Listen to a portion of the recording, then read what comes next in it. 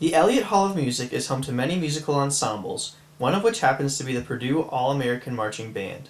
Originating in 1886, this once five-piece military band has grown to involve more than 350 members. At every home football game, the band entertains the crowd with a new, exciting show, but the band does not only entertain football fans. They have traveled across the world to places like South America, Europe, and China. For more information about the band and how you can get involved, visit purdue.edu/bands. Welcome back to Fast Track. I'm Sarah Wortman. And I'm Joey Beard. In this segment of Fast Track, we have details on one of the largest events in West Lafayette that is taking place this weekend, as well as your national weather forecast. First, let's head over to Kara Oko for our latest political update. The House passes a bill to help 9/11 first responders. The bill will provide medical benefits and compensation for emergency workers who were first on the scene of the September 11th terror attacks. The bill won approval Wednesday from the U.S. House. President Obama, who supported the measure, hailed its passage, saying it is a critical step for those who will continue to bear the physical scars of those attacks. Republicans had complained that the $7.4 billion price tag was too high, while Democrats said the government had an obligation to help the first responders to the deadliest terrorism attack in U.S. history. For the living heroes and heroines of 9/11, this is being referred to as a long overdue victory.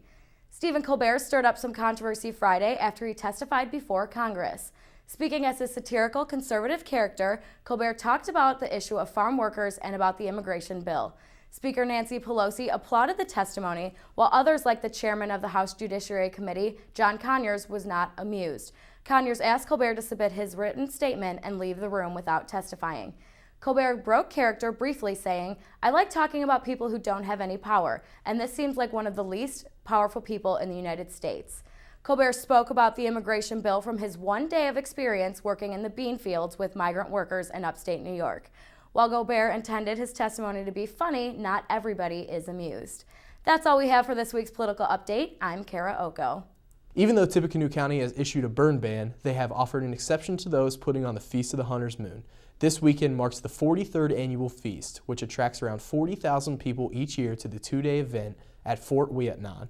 Sarah Smith has more on the story. 18th century music, crafts, dance, food, and lifeways of the Fort Ouiatenon outpost's original inhabitants are recreated as the fort comes alive once again at the Feast of the Hunter's Moon this fall. Let's see, my first feast was when I was 15 and I am 51 now. So do the math, but I've been coming to the feast for quite a few years. There will be activities for both children and adults, including candle dipping, costume try-on, bead crafts, and an area where children can learn to trade for goods like they did in the 18th century. The feast celebrates the history and cultures behind Fort Ouiatenon, which was established in 1717 and then was burned to the ground in 1791. The feast was a private members-only gathering through the 1950s, and then in 1968 it was opened up to the public. And that first year we had 900 people for a one-day event, something we were very excited about. But the really cool thing about the feast is it's been about diversity. Before diversity was really a buzzword, it celebrates the many different native cultures and tribes that were in that area, the French, the British, the American colonials, the Scottish that were there.